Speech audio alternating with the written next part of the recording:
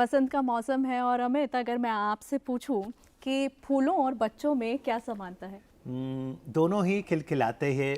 खिलखिलाते हैं तो बहुत अच्छे लगता है, खूबसूरत लगते हैं। बिल्कुल, बेहद वो मुस्कुराते हुए बच्चे बहुत खूबसूरत लगते हैं, लेकिन बदलते हुए मौसम में बच्चों की सेहत पर ज़रूर असर पड़ता है। ऐसे में उनको कैसे स्वस्थ रखा जाए, आज इसी पर हम चर्चा करेंगे, जिसके लिए हमारे साथ स्टूडियो में खास मेहमान मौजूद हैं। आइए उनका स्वागत करते हैं। हमारे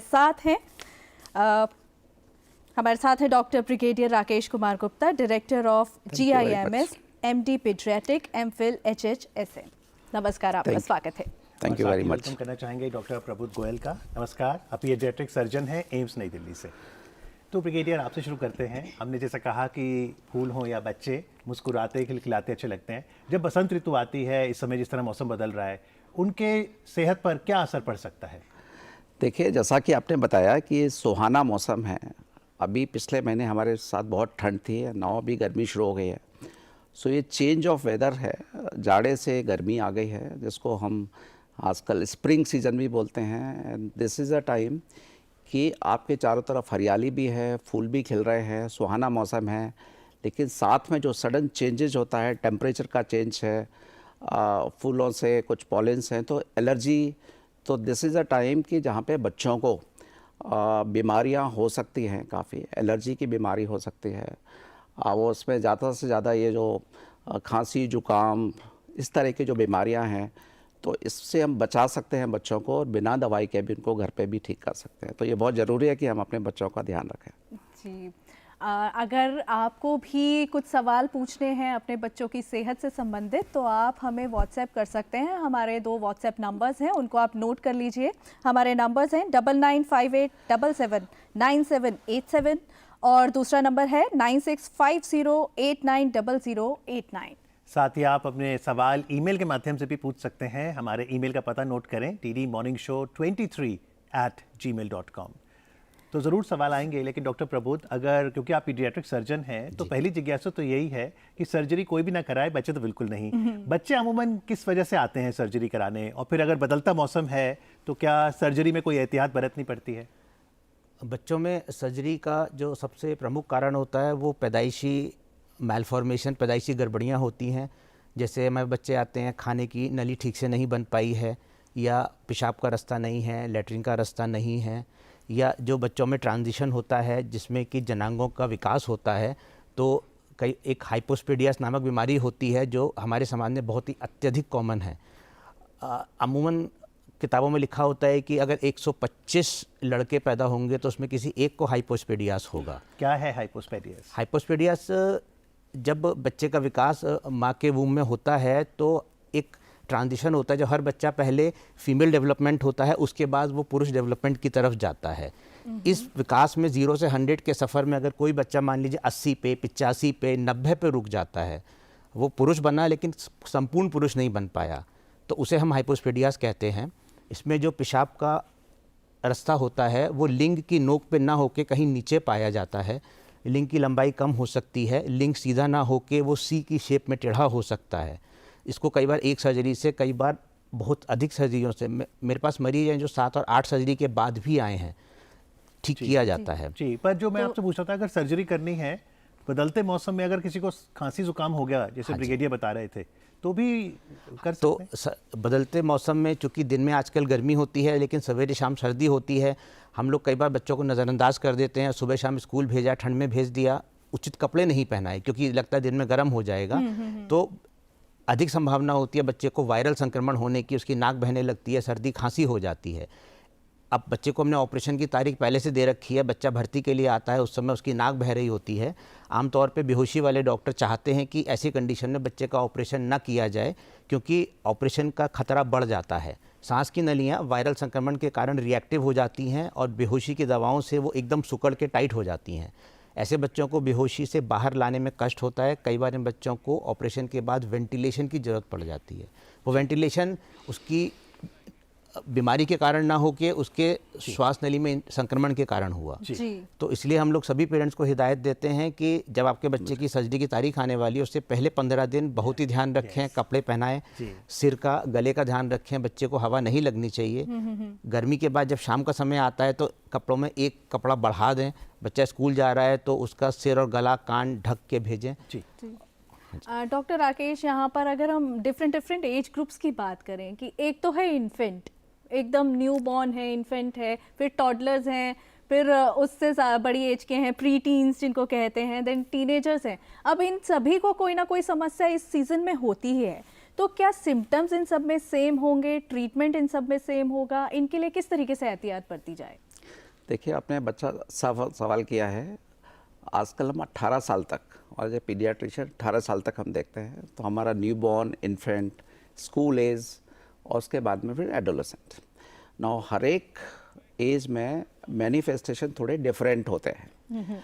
लाइक एक बार मैं यहाँ बताना चाहता हूँ कि जो लोग ब्रेस्ट फीडिंग माँ कराती हैं जी उससे भी बच्चे को काफ़ी बीमारियों से बचा सकते हैं। तो उन बच्चों को बीमारियाँ नहीं होती या बहुत कम होती हैं। जो इन्फेंट होते हैं उसमें सेम बीमारी डिफरेंट तरीके से मैनिफेस्ट हो सकती है। लाइक अगर बड़ा बच्चा है तो उसमें खांसी जुकाम वो खुद बताएगा, उसकी सांस तेज चलेगी। लेकिन अगर छोटा बच्चा है तो उसमें अगर सांस की भी बीमारी है तो हो सकता है उसको बुखार हो, उसका तेज़ उल्टी की तरह मैनिफेस्ट हो।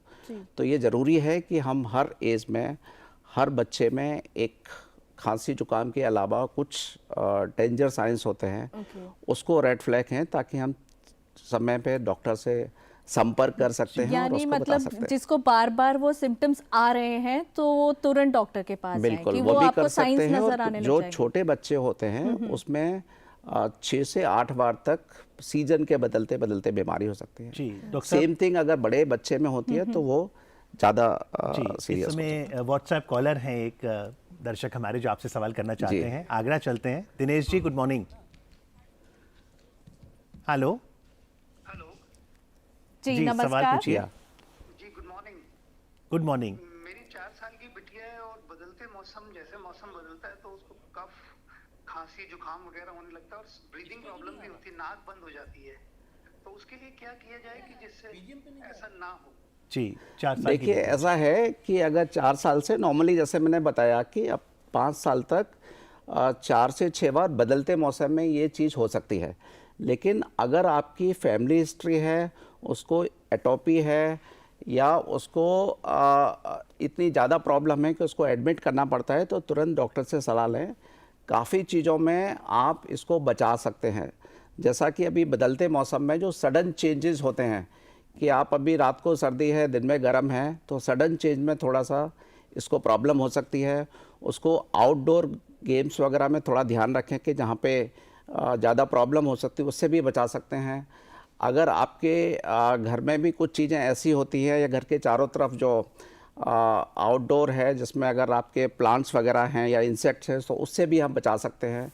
तो इसमें बचाने के लिए बहुत ज़रूरी है कि आप देखें कि क्या क्या आपके सराउंडिंग्स में, एनवायरनमेंट में जो प्रॉब्लम्स है जिससे आप इस बीमारी को बचा सकते हैं। और ज़रूर है कि आप डॉक्टर से सलाह लें। जी। एंड कुछ चीज़ें खाने में भी कुछ ऐसी एलर्जीज होती हैं, ख़ास तौर से अगर आप बाहर की चीज़ें खाते हैं या रेडीमेड होती है तो उसमें थोड़ी एलर्जी ज़्यादा होती है। कभी कभी किसी बच्चे को पीनट्स या एग या कभी मिल्क से भी एलर्जी होती है। तो ये ज़रूरी है कि जब भी ये प्रॉब्लम होती है तो आप देखिए आपने क्या खिलाया आपने है। बड़ा इंटरेस्टिंग है कि आपने पीनट्स बोला। मैं चाहूँगा डॉक्टर प्रबोध आप बताएं, हाल में एक केस आपके पास ऐसा आया और कई बार हम देखते हैं बच्चे छोटे मूंगफली खा रहे हैं, साथ में मान लीजिए खेल भी रहे हैं और गलती से वो मूंगफली का दाना सांस की नली में अटक गया। इस तरह के केसेस से हमें सावधान होना चाहिए। अमित, ऐसे केस हमारे पास प्राय आया करते हैं और ये केस सबसे अधिक हमारे पास अक्टूबर से लेकर फरवरी के महीने में आते हैं। होता क्या है, इस मौसम में सर्दी ज़्यादा होती है, हम लोग कोशिश करते हैं कि उन पदार्थों का सेवन अधिक करें जिनसे ऊर्जा मिलती है। तो हम लोग मूंगफली खाते हैं, हम लोग चने खाया करते हैं। अब मूंगफली खाने की कोई उम्र नहीं होती है, हम खाते हैं, खिलाने की भी नहीं होती है। हम मूंगफली खाते हैं, हम अपने बच्चों को मूंगफली खिलाते हैं। हम ये भूल जाते हैं कई बार हमारे छोटे बच्चे मूंगफली को ठीक से हैंडल नहीं कर पाते हैं। कई बार क्या 2 बच्चे खेल रहे हैं, खाते खाते लड़ाई हो गई, एक ने दूसरे को कंधे पे मार दिया, यही के केस आया था। तो बच्चे के मुंह में मूंगफली थी और वो उस मूंगफली को सांस के द्वारा सांस की नली में ले गया। एक और बच्चा आया था जो उसके पिताजी ने उसको जूता ला के दिया था, चाइनीज़ जूता था, उसमें सीटी लगी थी। बच्चा पहन के चलता था, सीटी बजती थी, बच्चा भी खुश होता था, माँ बाप भी खुश होते थे। हुआ ये कि बच्चा जूता मुंह में लेके खेल रहा था, सीटी निकल गई उसके मुंह में और वो जाके उसकी सांस की नली में अटक गई। अब बच्चा हमारे पास उस कंडीशन में आया, जब भी सांस ले रहा था अंदर से सीटी की आवाज़ आ रही डॉक्टर साहब थी। पहले तो ये बताइए, फर्स्ट एड के तौर पे उस समय हम आसपास जो है वो क्या क्या करें? करें? फर्स्ट एड के तौर पे सबसे पहली चीज़ बचाव ही इलाज है। कोशिश करिए बच्चों को इस तरह से मैनेज किया जाए कि कोई भी चीज़ जो मुंह में नहीं होनी चाहिए बच्चे उसको मुंह में ना रखें।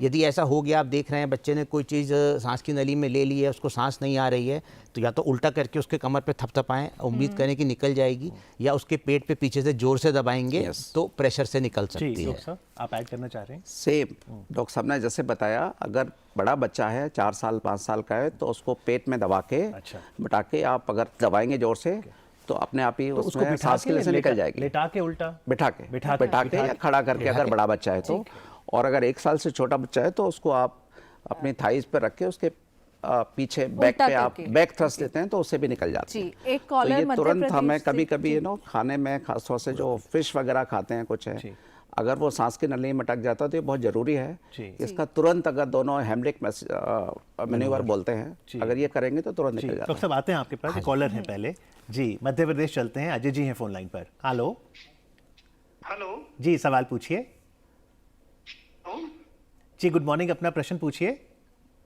जी। मेरा 10 साल का बच्चा है।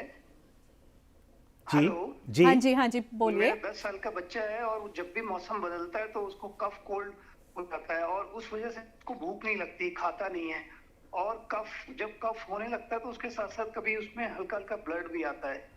अच्छा, तो वो क्या किया जाए कि जिससे ना हो ये? जी डॉक्टर राकेश। देखिए, जो ब्लड आता है तो ज़रूर से आपको डॉक्टर की सलाह लीजिए, बिकॉज नॉर्मली जुकाम खांसी या एलर्जी है तो उसमें खून नहीं आना चाहिए। अगर खून आ रहा है तो डेफिनेटली आप डॉक्टर से सलाह लें, और इसका एक्सरे, और हो सकता है कि टीबी का भी हो सकता है, जो काफ़ी कॉमन लक्षण है खांसी के साथ खून आना।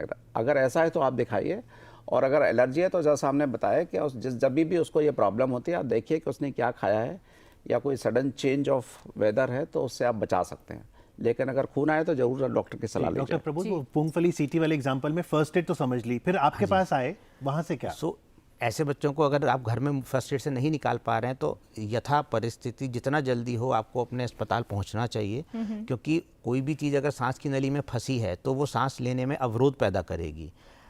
कुछ केस सांस की नली आगे जाके 2 में विभाजित हो जाती है, एक बाएं फेफड़े को सप्लाई करती है, एक दाएं फेफड़े को। यदि वह फॉरेन बॉडी, उसे हम फॉरेन बॉडी बोलते हैं, मूंगफली हो सकती है, सीटी हो सकती है, छोटी वाली चाइनीज़ बैटरी, कुछ भी हो सकता है। यदि वह एक सांस की नली में चली गई तो बच्चा फिर भी सेफ होता है, क्योंकि दूसरी साइड से उसको सांस आ रही है। बट यदि वह मेन सांस की नली में है तो वो दोनों तरफ हवा का फ्लो रोकती है। तो तुरंत अस्पताल पहुंचें जितना जल्दी हो सकता है। हम लोग ऐसे कंडीशन में दूरबीन विधि से उसको निकालते हैं, तत्काल निकालते हैं। बच्चा रात में 2 बजे आएगा, 2 ही बजे निकालते हैं। बट यह एक लाइफ एंड डेथ सिनेरियो होता है, बच्चे की जान जाने का खतरा होता है। बहुत सारे बच्चे मैं जानता हूँ जो अस्पताल पहुँच नहीं पाते हैं। बहुत सारे बच्चे अस्पताल पहुंच जाते हैं, लेकिन जब तक आते हैं ऑक्सीजन की कमी से उनका मस्तिष्क इस प्रकार इंजरी हो जाती है कि वे बच्चे ज़िंदगी भर के लिए अपाहिज हो जाते हैं। जी डॉक्टर, एक और अक्सर हमें सिम्टम्स देखने को मिलते हैं इस मौसम में। बच्चों को जब ज़ुकाम होता है या खांसी होती है तो एक आवाज़ आती है उनके शरीर से, खड़खड़ाहट महसूस होती है, उनका फेफड़ों के पास से, छाती से उनको खड़खड़ाहट होती है। तो वो क्या नॉर्मल चीज़ है? तो जी आप या बताएं सर। एक्चुअली ये बहुत अनकॉमन नहीं है बच्चों में। बच्चों की जो सांस की नली होती है वो नैरो होती है, तो डिपेंड करता है कि एक अपर एयरवेज होते हैं, लोअर एयरवेज होते हैं। तो ये क्रू बीमारी होती है जिसमें अपर एयरवेज में स्वेलिंग हो जाती है, तो जिसकी वजह से सांस की नली पतली में और उसमें सांस लेने में परेशानी हो जाती है। ओके। तो अगर सांस लेने में हो जाती है, सांस लेने में अगर आवाज़ आती है तो उसको क्रू बोलते हैं। ओके। और एक दूसरी आवाज़ आती है कि एस्थमा में पेशेंट्स को लोअर एयरवेज में प्रॉब्लम होती है। वो काफ़ी फैमिलीज़ में ये बीमारी होती है, और इस मौसम में वो बीमारी क्योंकि एलर्जी से रिलेटेड होती है, तो जितने भी पुराना अगर एस्थमा है या और कोई क्रोनिक बीमारी है तो इस स्प्रिंग सीजन में वो बढ़ जाती है। तो डॉक्टर, तो इसमें ऐसे में सिर्फ मेडिसिन लेकर काम ठीक हो जाता है या फिर सर्जरी करानी पड़ेगी? नहीं, ये तो मेडिसिन का ही है। अगर है मतलब उसमें हम देखते हैं अगर अस्थमा है, फैमिली हिस्ट्री है जी। और अस्थमा की बीमारी है तो उसको कुछ दवाइयां हैं जिसको हम प्रिवेंटर बोलते हैं, जी डॉक्टर उसको प्रबोध, पूरी साल लेने से कंट्रोल कर सकते हैं। मौसम जब बदलता है ऐसे में अगर किसी को पहले से कोई बीमारी है, बच्चों की बात कर रहे हैं, क्या उनमें कोई इन्फेक्शंस होने का खतरा बढ़ जाता है? जी, तो कई बार बच्चों में कॉन्जेनिटल मैलफॉर्मेशन ऐसे भी होते हैं कि मान लीजिए छाती में, फेफड़े में कोई छोटी सिस्ट है जिसमें आमतौर पे कोई दवाई या सर्जरी की आवश्यकता नहीं होती है। हम उन बच्चों को साल साल पे बुला के ऑब्जर्व करते हैं, उनकी जांचें करा के देखते हैं कि उस सिस्ट से कोई नुकसान तो नहीं हो रहा है। किंतु इस बदलते मौसम में या शीतलहर के दौरान क्योंकि बच्चों को वायरल संक्रमण की संभावना भर जाती है, उस समय यदि उस सिस्ट में इन्फेक्शन हो गया, सिस्ट में पानी भर गया, सिस्ट में पस भर गया, तो वह बेनाइन सी बीमारी जिसमें कुछ भी नहीं करना था, उस समय मजबूरी हो जाती है कि उसको दवाओं से या ट्यूब डाल के उसका पस निकालना है या उसको ऑपरेट करके निकालना। जी, एक और कॉलर हमारे साथ दिल्ली से जुड़ गई हैं, शालिनी जी। हेलो। ओके, हेलो जी नमस्कार, अपना सवाल पूछिए। जी, नमस्ते। मेरा नाम शालिनी है, मैं दिल्ली से बोल रही हूँ। हेलो जी जी, अपना सवाल पूछिए। जी, मेरी डॉटर है 11 मंथ की, उसको गोनियल हर्निया है। एक्चुअली वो प्री मैच्योर बॉर्न हुई थी, तो मुझे ये जानना था कि क्या सर्जरी करवाना सही रहेगा या कोई और ऑप्शंस हैं उसके लिए? डॉक्टर प्रबोध, नहीं, इंगोनल हर्निया में सर्जरी आवश्यक है। इंगोनल हर्निया बीमारी बच्चों में जो अंडकोश का विकास होता है वो किडनी के पास होता है और जो अंडकोश पाए जाते हैं वो स्क्रोटम नाम की थैली में पाए जाते हैं। किडनी पेट के अंदर होती है, स्क्रोटम बाहर होता है। तो बच्चे के विकास के दौरान एक समय ऐसा होता है ये अंडकोश ऊपर से उतर के नीचे आता है। अब ये हो गई बच्चों लड़कों की बात। सेम प्रोसेस फीमेल्स में होता है, उनमें अंडकोश नहीं आते हैं। पर जाहिर सी बात है अगर कोई चीज़ पेट के अंदर से बाहर आनी है तो कहीं ना कहीं एक छिद्र होना चाहिए जिससे वो निकलेगी। आमतौर पे अमूमन प्राकृतिक रूप से छिद्र बंद हो जाना चाहिए। जिस बच्चे में नहीं हो पाया उसमें उस छिद्र से आतें बाहर आती हैं जिसको हम हर्निया कहते हैं। बाहर आती है, चली जाती है, तो पेरेंट्स को आमतौर पे लगता है कि इसमें कुछ करने की आवश्यकता नहीं है। पर अक्सर हम देखते हैं कि उसमें कई बार वो आंत आई और वापस नहीं जा पाई, उसमें कोई चीज़ अटक गई या आंत ट्विस्ट हो गई। तो उससे प्रथम चीज़ आंतों में रुकावट आ जाती है, बच्चे का पेट फूलने लगता है, उल्टी होने लगती है और एक इमरजेंसी वाली सिचुएशन क्रिएट हो जाती है। कई बार क्या होता है वो ट्विस्ट हो गई, उस वाले आंत के हिस्से का खून का दौरा रुक गया और वो आंत डेड हो जाती है। इसीलिए अगर आपके बच्चे को इंगोनल हर्निया है तो समय रहते उसका इलाज करा लेना उचित है। हाँ जी। और प्रिकॉशंस क्या ली जाएं? इंगोइनल हर्निया ना हो इसके लिए आप कोई प्रिकॉशन नहीं ले सकते, जन्मजात बीमारी है बच्चों में, लेकिन जितना जल्दी इलाज करा लेंगे समस्या होने की संभावना उतनी कम हो जाएगी। तो जल्दी इलाज ही प्रिकॉशन। जी बिल्कुल। डॉक्टर राकेश, एक सवाल जो बदलते मौसम में सबको आता है कि जब ये सर्दी, खांसी, जुकाम चाहे बच्चों को बड़ों को हो, कैसे पहचाने ये वायरल है, नॉन वायरल, और फ़र्क क्या पड़ता है, क्यों पहचानना ज़रूरी है, कब आपके पास आएँ, कब घर पर ही इलाज कर लें? देखिए, बहुत अच्छा सवाल है। 80% जो बीमारियां हैं 90% वायरल होती हैं और वायरल बीमारियां ज़्यादातर अपने आप ठीक होती हैं, उसका एक नेचुरल कोर्स होता है। जो वायरल बीमारी और जो बैक्टीरियल बीमारी, बैक्टीरियल ज़्यादा सीरियस होती है, वायरल ज़्यादा कॉमन होती हैं, बैक्टीरियल ज़्यादा सीरियस होती है। नौ इनका एक तो ऑनसेट है कि आपको शुरू में अगर एक प्रोड्रोम हम बोलते हैं वायरल बीमारी में कि अगर बच्चों को थोड़ा जुकाम, खांसी, शरीर में दर्द या स्नीजिंग उस तरह से 2-3 दिन रहता है, फिर सडनली एक बुखार तेज होता है 2 या 3 दिन, फिर अपने आप ठीक हो जाता है। ये वायरल का जनरली कोर्स होता है। वायरल बीमारी जनरली पेरेंट्स को घर पे हुई, माँ को ही, फादर को ही या दोनों बच्चों को ही, तो जनरली, और ये सीजन से रिलेटेड ज़्यादा होती हैं। और जो बैक्टीरियल बीमारी होती हैं उसमें एक फोकस ऑफ इन्फेक्शन होता है, ज़्यादा सीरियस होता है, बुखार तेज होता है, उसमें बच्चा बीमार लगता है एंटीबायोटिक और आप किसमें देते हैं? उस वक्त बच्चे को दिखाना ज़रूरी होता है। उसमें एंटीबायोटिक से ही ठीक होता है। बैक्टीरियल वायरल में बिना एंटीबायोटिक से आप ठीक हो सकते हैं। तो एक नेचुरल कोर्स है। शुरू में ज़्यादातर बीमारियां, आजकल जो सीजन है, सीजनल बीमारियां हैं, उसमें ज़्यादातर वायरल होते हैं और इसमें एक सिस्टम से ज़्यादा भी होते हैं। मतलब बच्चे को खांसी जुकाम भी है, बच्चे को लूज मोशंस भी हो रहे हैं, बच्चे को रेड आइज़ भी हो गई हैं, कंजक्टिवाइटिस, तो ये ज़्यादातर वायरल बीमारी के लक्षण हैं।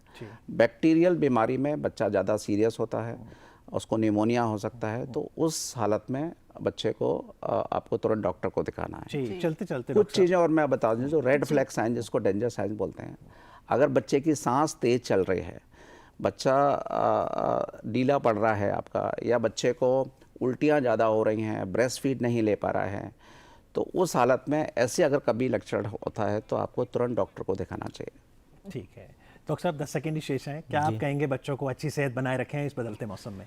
देखिए, बदलते मौसम में बच्चे को मौसम के एडवर्स इफ़ेक्ट से बचाना, यही सबसे इम्पोर्टेंट चीज़ है। सर्दी के मौसम में बच्चे को ठीक से कपड़े पहनाएं।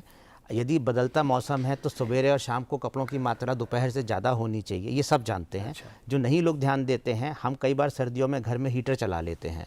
अब बच्चे एक जगह नहीं बैठते हैं, वो अक्सर कमरे से बाहर निकलते हैं, अंदर आते हैं, उन्हें सर्दी गर्मी हो जाती है। बच्चे को हम सुला देते हैं, सुलाते हुए अक्सर कपड़ा कम कर देते हैं, रजाई ओढ़ेगा, बच्चे रजाई उखाड़ देते हैं। अगर आपके बच्चे को वायरल संक्रमण है तो मास्क लगाइए, स्कूल मत जाने दीजिए। अगर आपका बच्चा स्कूल जा रहा है, वहाँ किसी और बच्चे को वायरल संक्रमण है, तो टीचर के नॉलेज में लाइए। आजकल सारे स्कूल इस बात को कंसिडर करते हैं, बच्चे को जिसको संक्रमण है उसको स्कूल में नहीं होना चाहिए। और जा रहा है तो मास्क लगाए, जा रहा है तो मास्क लगा के जाए। जी डॉक्टर, एक सवाल और मैं आपसे पूछना चाहूँगी, इस सीज़न में ऐसी कौन सी इश्यूज़ हैं जो बढ़ जाते हैं और सर्जरी की नौबत आ सकती है? इस सीज़न में सबसे पहले फॉरेन बॉडी, श्वास की नली में हमने इसका जिक्र किया, जब बच्चा खाते हुए कोई चीज़ अंदर ले लेता है वो बढ़ जाती है। इसके अलावा इस सीज़न में इश्यूज़ नहीं बढ़ते हैं, लेकिन अधिकतर इश्यूज़ जो माँ बाप हमारे पास समय से आ जाएं तो सही तरीके से मैनेज हो सकते हैं। ठंडी के कारण माँ बाप जनरली लेट हमारे पास आते हैं, तो वो जो छोटी बीमारी होती है वो जब तक माँ बाप हमारे पास आते हैं थोड़ी बड़ी हो जाती है। जिस चीज़ को हम रूटीन में सर्जरी करके ठीक कर सकते हैं वह एक इमरजेंसी बन जाती है। तो सर्दी को कारण ना बनाएं बच्चे का इलाज लेट करने का। एक चीज़ और मैं बताना चाहता हूँ, क्योंकि कोविड ने हमें बहुत वाइज कर दिया है। तो कोविड में जो हम सारी प्रिकॉशंस ले रहे थे उसमें एक ज़रूरी है हैंड वॉशिंग। हैंड वॉशिंग जिससे पेरेंट्स या घर में सबको हम सिखाएं, आपके कफ एटिकेट्स हैं, सोशल डिस्टेंसिंग और एक हेल्दी लाइफ स्टाइल, तो ये सब चीज़ें हैं जिससे कि हम इस सीजनल बीमारियों से बचा सकते हैं। जी, स्वच्छता से ही हमारी सेहत जुड़ी है। बहुत बहुत आभार आप दोनों का। Thank you so much.